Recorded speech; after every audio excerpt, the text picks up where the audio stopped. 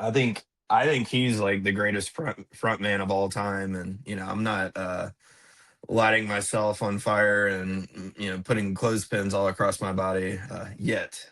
We're always in the process of trying to get actual drummers. Don't tell Ronnie that. I But think he's on the seventh track. There's 13 tracks on the new LP.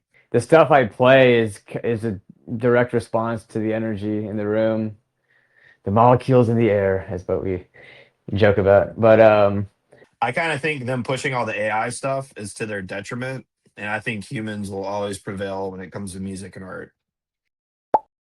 Today we've got Slady Squid and Barrakuda Bransky of Squeeze the Squid. Yes, sir. mhm. Southern funk rock. And they got the great EP, Ronnie Rump Roast, and 2 albums out. Thanks for being on. It's Appreciate it, Hell man. yeah. Thanks for having us, nice. Andrew. Yeah, and of course, just starting off here, I want to know, like, what was the inspiration, like the impetus of starting the band Squeeze the Squid? I know you've had some different names over the years for it, but what was like the original inspiration for that? So I actually used to live, I grew up in Alabama. So I was living in Oregon at the time, and I was in this band called Wild Mind Collective. There's a name drop right there. But we were playing this Halloween show, and the drummer in that band had this full wardrobe of like various costumes, and he had a squid hat, not this exact squid hat, but a squid hat similar. So I put on this weird costume and also put on the squid hat, and we played the show, and everybody in the scene just knew me as that psychedelic squid guy. So that's what people were calling me, and then I decided from there to create my own band, and I think the original name was Slady Squid and the Squeeze. Um, but because everybody's attention span is like this big, whenever I would tell people that, they would, hit me like Slappy Sam and the sardines. No, Slady Squid and the Squeeze. Sammy sandwiches and then rawr. So, anyways, I just dumbed it down to Squeeze the Squid, and I found that that's actually a way better name anyway. Rolls off the tongue better.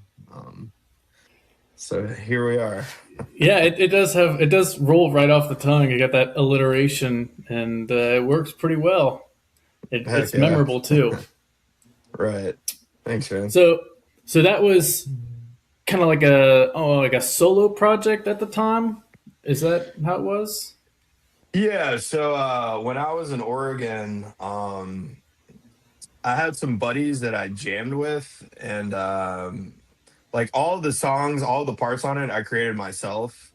But I had a couple buddies that played with me and kind of came up with the guitar parts, and I had a drummer that would jam on it. But I actually came up with all the drum parts, like an irritable itch and you are on my own. So yeah, it was those first 2 albums. It's actually just me playing everything.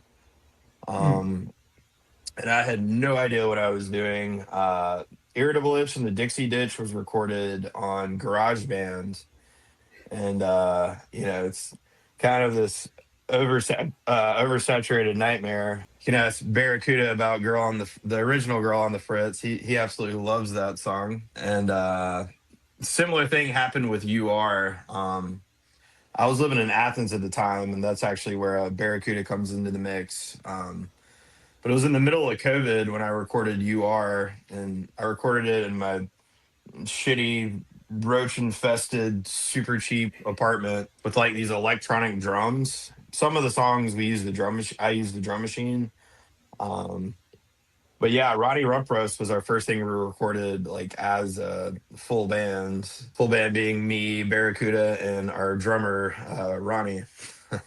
I was gonna ask. So when did you guys like get together and start playing together and realize that that would be like a good mix for combination to keep going together for joining the band? Really, for you, Barracuda. Yeah, well, it was the tail end of COVID, where I went back to Athens. I transferred to UGA, uh, from Kennesaw State, and Kennesaw, Georgia, and you know, COVID happened, and then I came back, and I was looking for people to jam with, and of course, things were slowly opening up. So I went to this spot in town called Nucci Space. Shout out to Nucci Space, and there was a bulletin board, and I wrote, it's just people looking to jam. So I wrote my name, guitar player. I'm into this, that. Put it up there, and I saw another one.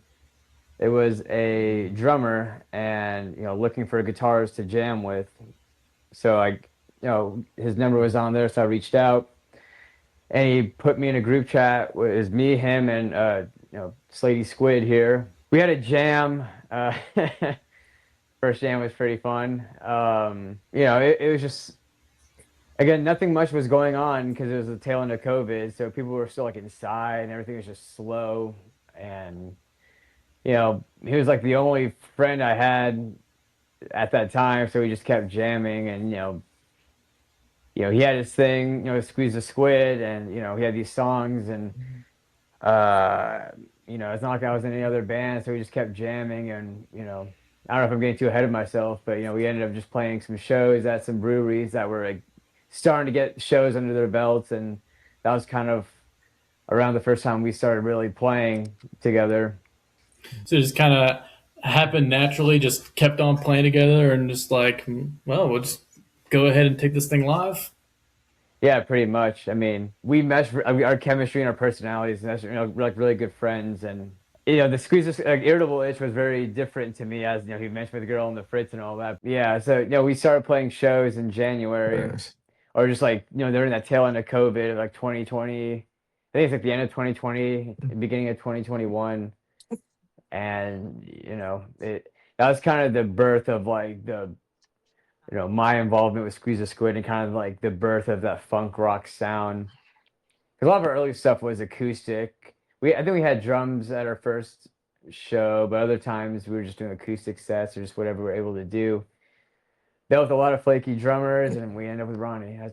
Yeah, I wanted to ask about Ronnie because he's a pretty iconic image and part of the brand I see. But I've also seen you guys play with like a more traditional drummer, and I was wondering like what kind of like Right. benefits that you can have from having Ronnie back there on a more scripted kind of pattern versus having an actual drummer back there that's not Ronnie that might have a little bit more dynamic to extend a jam, or what is the differences for that for you guys? How does that feel?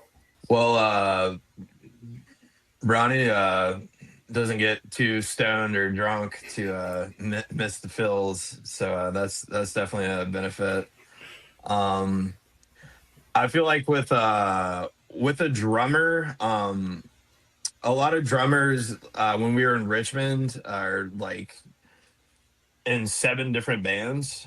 Um, so a lot of drummers are very busy people, and they just want to like kind of show up for the gig or maybe rehearse one night before. So when we play with a drummer, it's absolutely phenomenal. I have so much fun doing that.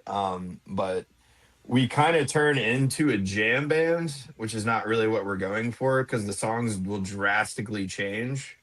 Because the drummer's kind of playing to what they hear, and so there's not really like a me having to like keep the rhythm, and having the drummer adjust to that before the song starts creates a lot more time and changes the song versus with Ronnie and the drum machine, like it's locked in every time. And so we found that the songs are a lot tighter for certain songs, like rhythmically, that we're trying to figure out. Like Captain Buchanan is a good example of that. We played it with a few different drummers, and they would always kind of hear it differently and then approach it differently. And so that would have to make us adjust in the moment. But with the drum machine, it just keeps us locked in. So it's like the song sounds tight, and that made the song grow and us able to nail it down a lot quicker. But Ronnie steals all the ladies. So Yeah, Ronnie always gets all the girls. So, he's got that sculpted body. Right. I've seen I've right. seen I've seen the It's got pictures. very good posture. A diet of 0 Yeah. calories. Yeah, he's a cheap date too. Right. Who do you think inspires you guys' playing style and lyric style like the most? Well, for me, guitar playing, I'd say I've got John Frusciante for sure. That's what I've gotten compared to. It's, in terms of my play style. I mean, everything about him. I mean, just, it's like not just the guitar playing, but it's just like the personality and just how he plays on stage, like just the performance aspect. I mean, there are a lot of amazing guitar players I like, but they're not, I wouldn't call them good performers or the Yeah, performance that moves me. Uh, yeah, but with him, it's like he is to me what Jimi Hendrix is to him, kind of thing. So I'd say he's my guy for that. And we've gotten, compared to, or when people describe my guitar playing, I've gotten, you know Frank Zappa, which is a big one, but Frusciante primarily is what I've gotten.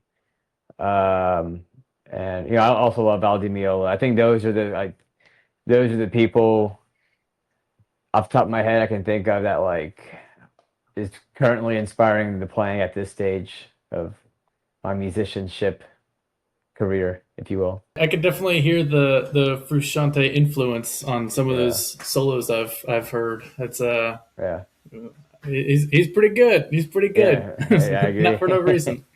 Right. Slady, what about you for both like the bass playing and for like your lyrical style because it is pretty unique, I'd say.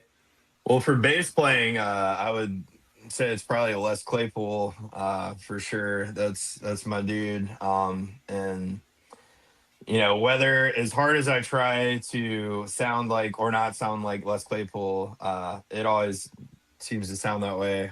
We have this song called "Draining the Fish Tank" that we put out an ad for, and that's a song I feel like sounds the least like Primus and Les Claypool. But when we were in the ad, like everybody was like, "Oh my god, this sounds like Primus," and it's like, it always does. But I guess that's a good thing. But for lyrically, my favorite band of all time is Ween. So I would say that Gene Ween probably influenced me more so than any other songwriter, just in kind of like the whimsicalness and the different voices that he kind of does. Irritable Itch gets compared a lot to early Ween, and when made all the songs, I didn't even know who Ween was. Hmm. Funny enough, and I definitely hear the comparisons. Another huge one for me is Gibby Haynes of the Butthole Surfers. Hmm. Um, I think he's like the greatest front man of all time, and I'm not lighting myself on fire and putting clothespins all across my body yet. But yeah, those two guys are my two favorites. Also, Captain Beefheart and Tom Waits are also up there, and I used to sing like that a lot more than I do now. But I've some of the songs, my old songs, people would say reminds them of Beefheart or Tom Waits. Were you always playing the bass and singing? Because I've seen some of your old videos where you're playing the guitar and like you said, you did do all like the drum and the guitar parts and the bass as well for the first albums. So what was it always the bass, or would the bass just kind of draw you in from your inspirations musically? A lot of the songs on Irritable Itch, for instance, I actually wrote on the piano. So if you hear the original, I have a Tascam 4-track and I have cassette tapes of the original version of Girl on the Fritz. It actually used to just be a piano thing, and the bass line that people are fond of, that was something that since I was playing the bass, I needed to be able to play it on the bass, and I just came up with that riff kind of in the moment, and it worked out really well, thankfully. I don't necessarily approach every song by me playing the bass and singing. I kind of construct the song first, and I could be that could be written on the piano or the guitar or even with the drums. Sometimes I come up with the rhythm first, and then the bass sometimes is the very last thing that I just add on to it. The piano was the first thing I learned how to play, and so I found that a lot of the old songs have more dynamics, and that's because it was written all on the piano. Like the first song I ever wrote is on our upcoming album. It's called "Go to Church." That's one of the most like complex songs I've written. I just absolutely love that tune. But yeah, it's a whole different sometimes I'll write songs on the guitar, sometimes I'll write it on bass. Sometimes I'll be on the drum kit and I'll just get the rhythm first. And then the rhythm will be first, and then I'll kind of go outward from there. So yeah, it's never necessarily just a bass and vocals approach to these songs. That makes sense, and that probably gives it more variety for you for just like the way your inspirations can come from as well. Oh, for sure. And like the Beatles, once their music started getting really out there, they said it's because they started writing music on the piano instead of writing it on their guitar. So yeah, just having access to all the notes right there really just brings a whole different dimension to songwriting. Yeah, and I also, going back to like the Red Hot Chili Peppers, John Frusciante, I know that sort of in the last, I think, 15 years or so, like they've started writing. Fleece, especially, has been writing a lot of their songs on the piano, and it does kind of seem to level it Oh up wow. because it is so versatile. Yeah. I tried that myself, and it's harder than all the guys that are professionals make it look. Yeah, sure. Yeah, with the piano, it's so easy to go from like a major chord to like a diminished chord by just changing one of the notes. And it's like, I don't even know if I know how to play a diminished chord, honestly, like on the guitar, but it's so easy to hit on the piano. You'd mentioned having a next album coming up, and I'd seen some hints of that on your Instagram as well. And I was wondering if you had any sort of updates for that, like when that might come out. Yeah, absolutely. We were hoping for it to come out like sometime in the fall or in the winter, but it's oh man, it's been a whole thing. So we recorded it in Richmond, Virginia, and then the guy that we recorded it with, his partner moved, so he had to like shut down the studio and move everything. And then he was trying to send us all this stuff through the computer, and then we found that that was really challenging just with the communication. So he actually sent us all the stems, and it was so many things. So we're having to like individually go through all of that, and then we found another guy to mix it, and he's mixing it right now. I think he's on the seventh track. There's 13 tracks on the new LP, and then we have someone else mastering it right now. So it's been a lengthier process than we anticipated. That happens a lot when you're recording an album. We're starting to roll out the singles right now, so we're gonna kind of like waterfall that, and then I still hope to put out the album by the end of the year. But if push comes to shove, it might have to be a early 2027 album release. Well, I for one, I'm looking forward to it, and I will be anxiously awaiting get those singles coming out. Do you guys have more fun recording and like jamming new songs or playing live? And well, what creative differences do you find doing both of those things?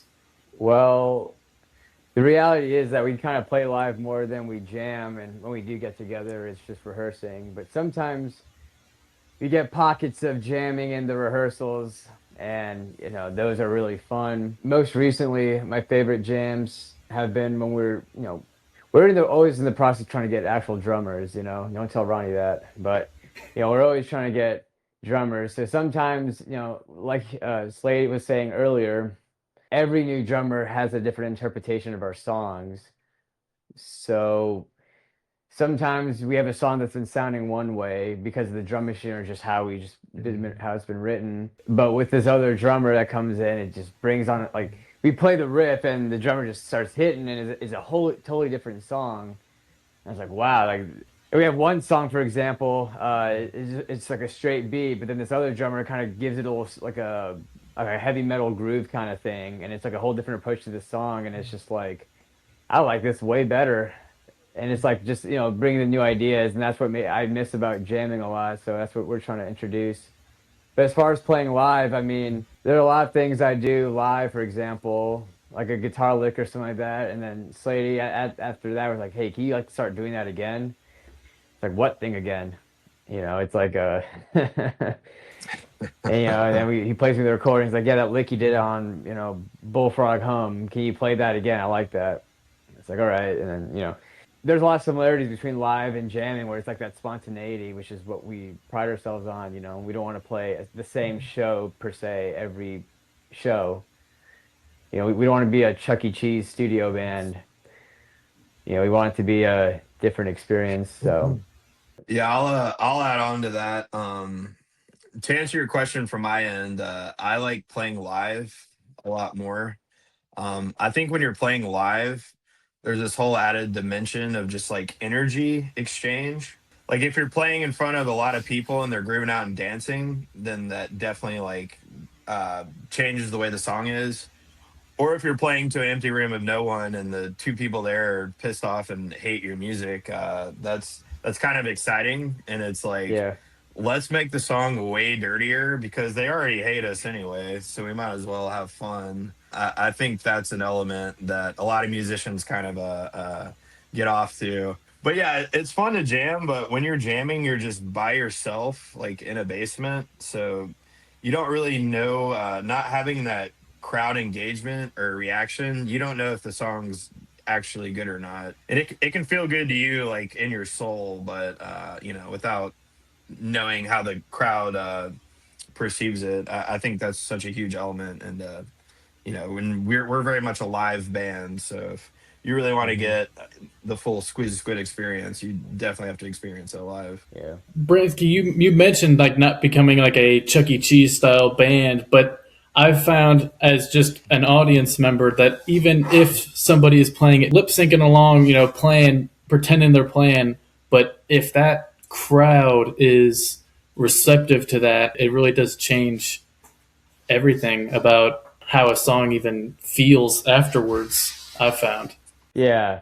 Yeah, there's no hate on the people who do that. It's just like and when we do covers, it's I like to play just like the original for the most part. I don't like to stray away. It goes back to what Slady said about crowd engagement. I mean, the stuff I play is a direct response to the energy in the room, the molecules in the air, is what we joke about. But it's and it's very much a real thing. So it's like you know, but there's songs like on the new album we have Black John Brown. There's a song called "Car Broke Loose." I play the same solo pretty much every time.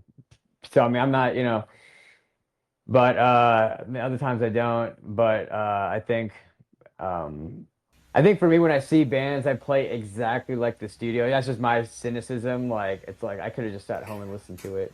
That's kind of Oh, like oh, yeah, no, I totally agree with that as yeah, well. yeah. So I mean, it's just all preference, but Yeah. yeah, I was gonna say there are certain songs that I do like it kind of sounding exactly like the album, and it be the riff that you know exactly what's gonna happen. Like me being a fan of music, when I see bands live, sometimes I want that exact solo because it's like I've been listening to it my whole life, and it's my favorite solo. But for other songs, for us and other bands, it's kind of cool to see the live in the moment, like rendition or approach to that solo or riff, where it's, you know, the bones behind it is the same, but like this is a live in the moment kind of like adjustment to what this riff actually is, if that makes sense. Yeah. And there's some things that you can do in the studio that aren't exactly feasible to do right. live. Like if you've got like a doubled up guitar part or something, A I guess you hundred could do percent. that on like a loop, but it's not so easy. Right. When you guys recorded Ronnie Rump Roast, I saw that you had recorded that with Zach. I want to say his name right, Zach Victor. Yeah, Um, yeah. You got it the and second time. okay. And I know that he had worked with Primus. And how did that feel working with him? As like you're inspired by this band, and you're kind of just like one click away, so to speak, on the old connections on it. So how did that feel working with him? I thought it was incredible. He at the time we had recorded that, there was this really nice studio in Richmond that had just gone out of business. And he went up there and just straight up bought all of their equipment and then brought it to our house. Me and Barrakuda lived together at the time in Virginia, and set up our whole studio with that equipment. And we were kind of the guinea pigs. And he set us up and we recorded. And it just sounded so good, so clean and so crisp. And he's a very, very professional guy. Like he's one of the real ones, very down to earth. Like he's willing to just straight up tell you, like, hey, I need you to do it this way, or like he knows all the kind of tricks and the trades of how to get a good studio sound. So when he came over, we were trying to button up and try to be all professional on time because it's like we have to play good because this guy literally like does sound for Les Claypool. So we have to really bring it. It's not just a thing where, DIYing in our basement where we kind of have, the time to take multiple takes and, maybe be sloppy. I remember my first impression of him, or I guess what indicated that he was legit, like this is for real, is when we're doing vocals, or Slady had to track vocals. He was trying to create an ISO booth with like these cots. So I remember he would walk around the basement, our unfinished, humid basement, just go like, ah, ah. Oh, you got some reverb, some echo over here. Ah, and he's just like, all right, well, put it right there. And he's just like, it's like, all right, this guy's like, all right, this guy's got the ear for sound. I mean, it's all of it sounded incredible. And all you had to do was buy him Snap Pea crisps, and that's what got him by. That's all he needed. But yeah, it was a great experience, and I wish we took more pictures. That was one thing I regret. We had some, but like just he was very much into the vibe is very important. So he even brought his own lights. The setup was incredible, and for someone to take that like much attention and detail into that, that was very, very neat. Yeah, it was just great. It is cool. Yeah, and it came out. It came out great, and yeah, it was both shocking and not at the same time when I learned that, because I was like, well, it makes sense because these songs sound great, and they do kind of have that. I don't know. There's something about them that that undescribable quality. They just have like Yeah, that sound. right. Heck yeah. So you talked about like putting ads out on songs and stuff. Do you guys think that acquiring an audience live or social media kind of clout, so to speak, is more important for like a smaller local band? That's what we're trying to figure out. I mean, Right. it's the battle here. It's like we don't necessarily like doing social media per se, and I don't think any band really does. But we understand that is the game. And we had to get over ourselves. I'm still getting over myself from just posting and stuff. It's you got to make the content days, but it's also like going back to the energy exchange, playing live. It's like to sell a shirt and to make people excited. I mean, I think that does wonders. But I think to connect with people, to connect with you. I mean, this wouldn't have happened if we didn't probably not posted that ad really. Yeah. So I mean, they both. I think I think in this day and age, it's like both are very important, and I don't think either one should be neglected. Yeah. It does seem like nobody really likes doing it because, I mean, you're there to make music and not, find the right hashtag and the right time of day to post a reel or whatever, because that's not why you're doing it. But yeah, Right. it does draw in, because I've found so many bands and just people making music by themselves just because they came across my screen at the right time. And some people out there that are just doing the things in their basement are so much better than anything that I've heard, playing on the radio or what have you. And maybe that's a taste thing, or maybe it's just Right. because slop is what people want. Like AI music is all Yeah. the rage, I guess. But you can always tell when somebody's put their passion and heart and soul into something, and it just sounds so much better. But Right. I was going to ask if you guys think that the AI music is going to really have an effect on like the music that people listen to daily? Because I see that they make like Spotify has AI playlists and stuff, but Mm. um, do you think that that will really have an impact on, say, like even live shows? What do you think? I think AI is a sinking ship.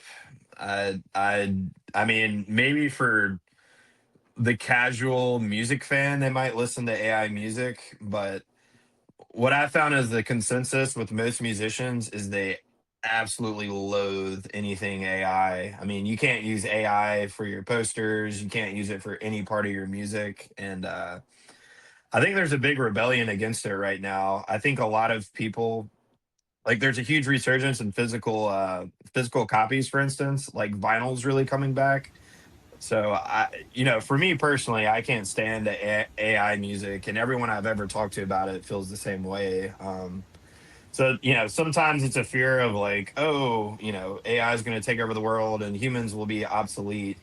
Uh, but I think with art, it's so important to have that human element in it.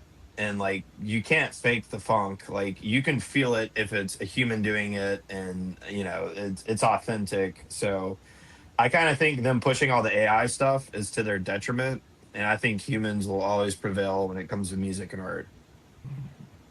I was gonna say something, I lost it. Um, You were talking about that podcast that you listened to where that guy said that like AI was not gonna be successful in yeah, I mean, it's music. pushed by companies. It's kind of like, it's like, check out like if something's revolution, like if something's grassroots and revolutionary, like it's like it's kind of like with, I mean, I'm too young for this, but it's like with the .com boom and like the internet, like that was kind of like, it's not like it's like, hey guys, check out the internet, it's gonna, it's like it just kind of happened. But with AI, it's like, we're kind of just being told like this is the future, like deal with it or not. It's like, and there probably is elements of that, but in music, it's, you know, um, okay, I do remember actually my train of thought. When I listen to AI music, it kind of sounds like the music we've been hearing for the past 10 years with like auto tune. It's like I can't even distinguish like auto tune music between AI music. So it's like I almost like it makes me like kind of think like we kind of been in this situation for a long time. It's just like now AI is doing, you know, AI is doing the auto tune and just creating the vocals. It's like the auto tune already took the human element out. Now AI is just taking the human out. So it's like, Yeah, go ahead. what I've heard of, I'm not like you guys. I'm not the biggest fan of AI music for Yeah. several reasons, but what I've heard of it is that it doesn't have that human element in it, and that's kind of for me why I Right. listen to music. I mean, aside from just getting everything going, it's like somebody made this, and I can relate to it, but it's some computer just you know churned out some nonsense.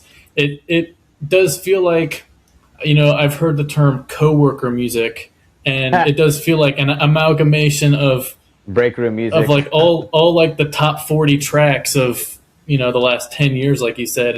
Right. It's all just congealed and squirted out into like a big Yeah. old trough. But I've But I've seen yeah. that despite like AI music becoming really pushed by these companies, people are going to see live performances more than ever. Even if you take out the COVID element, more year over year, people are going to see more concerts. The statistic is 52% of Americans go to see at least one concert a year, and more like I think Wow. almost half of those go to like several a year. And I feel like even if the companies can take away people's ability to put out music, I don't think that the majority of people want to give up that human aspect of it, because there is like a connection of everybody together in a hot old basement is at a bar somewhere listening to some band play, and it's got that heart to it. Yeah, I think There's one last 100%. note on that. I think the one good thing about AI music is that I've never seen people more unified against something than we've been seeing the past like 5, maybe 10 years. Just with everything else being divisive. I mean, even beyond AI, there's like the flock camera thing, which is a whole different topic. But it's like everyone's like just it's like there's a line being drawn, and as far as the art is concerned, I mean, I think that's great to see that we actually finally have something to like come together for, and I think that will the more the AI is going to be pushed, the more that opposite reaction was it Newton's whatever law? I don't know the laws, but it's just like the opposite reaction. I think that could strengthen the human that urgency for that human connection in music and art and just in general. Yeah, for sure. I won't keep you guys too much longer, but I did have one very serious final question. You both have very iconic headwear for your concerts. Do you guys ever swap hats? My hat's for one of one. I mean, maybe we could try it, but we've never swapped it. That would make me Slady Squid. I don't know if I could fill those shoes, fill that head. Yeah, I've pitched Barrakuda also wearing like some kind of sea creature hat, and he says absolutely not. So I don't think he's into it. Oh, you got the squid and the almost I don't even want to say Jimmy Buffett kind of vibe, but Oh, I've gotten Jason Mraz. I've gotten it all. It's just a hat I had. I got it in Savannah, Georgia.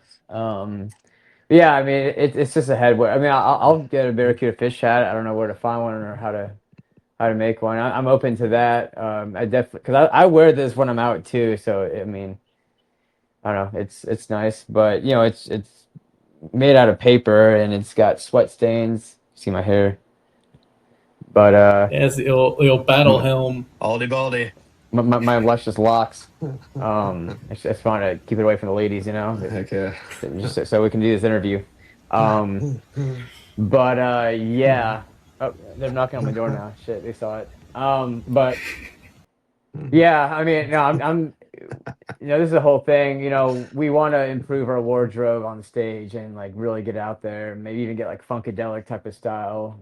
That's we have a lot of ideas and a lot of things, and we're just executing one at a time. But definitely having, I mean, this is one of many vests I wear. This is kind of the one I typically like. That's the one you see on album or on posters and stuff. But my wardrobe is slowly expanding and just finding the hat. I mean, that's got to be a custom made hat. So it's all about finding the person. Yeah, I don't know if I've ever seen a Barracuda themed hat. I don't think anyone has. This Yeah, that would definitely have to be a custom job, but I'm sure that you can find some sort of hat maker to right. some sort of haberdashery that could hook you up with a nice Barracuda hat. Dehydrated barracuda and cut it off Okay. and put it on my head. I think your look when it comes to when it comes to building a brand, it's really important to like set yourself apart on your appearance. So that's definitely, I mean, anything I ever do on social media, it's like I have to wear this hat because that's just, I'm Slady Squid. But I would like to eventually get to where like it's a whole like head to toe, just like squid themed thing where, it's like David said with Funkadelic, I'm very inspired by them. So it's like kind of looking the part is very important, almost as equally as important as like having that signature sound. So that's definitely something that we're kind of playing around with and want to expand. Does the signature look kind of get you in the mindset to play? Like when the squid comes on, then the bass comes out, kind of thing, or does that, or yeah, does that is that kind of like get you into the mood or into the mindset of getting on stage? Because I know some people have like their normal persona and their whatever, but then they turn it on and it's on. Yeah, definitely. I think it gets me into the character. But just from a practical standpoint, it's it's really annoying. I feel like a girl late to a date trying to put on her makeup. I have to like find a hair tie and then do my tie up my tentacles, and I have to go look in the mirror, and then I'll be on stage. I'm like, oh wait, I don't have my sunglasses, and then I'll have to run to the car. So sometimes it's a minor inconvenience, but it's like, putting on the wardrobe, it definitely gets me in that mindset of I'm a performer and I am here to entertain. Yeah, I mean, clothes very much change your look or change how you feel. That's the beauty of it. So, but you should go there in a tank top and gym shorts. You're gonna go probably want to do a workout instead. Yeah, and I imagine you don't feel as much of like a Hey, you don't feel like you're out there. Yeah. yeah, you don't feel like you're about to like do, like you said, you're about to go to the gym, not do like a performance. You're not into character. You're not dressed up, snazzed up for the occasion. Nice. Yeah, totally. Yeah, even for you, man. I mean, the way you're dressed right now, it's very snazzy and put together. So it's like, okay, this guy's taking this thing seriously. This is like a professional podcast. So I appreciate you doing that. Yeah, I had to get my fancy interview wear on. It does, and it's like a psychological thing. I got into the mindset, and I was wearing a Red Hot Chili Pepper shirt 20 minutes before, but put this on. Well, I still got it on, but I'm but wearing my shorts under this. Are you wearing your shorts too? I'm wearing some track pants. So, Yeah, there you go. It's all about the. but I you took know, I top took off of- the sweatpants for it. Okay. Yeah, it's funny. Thank you guys so much for hopping on this with me. I really appreciate it. It's been great talking to you, and it was really great to meet you guys.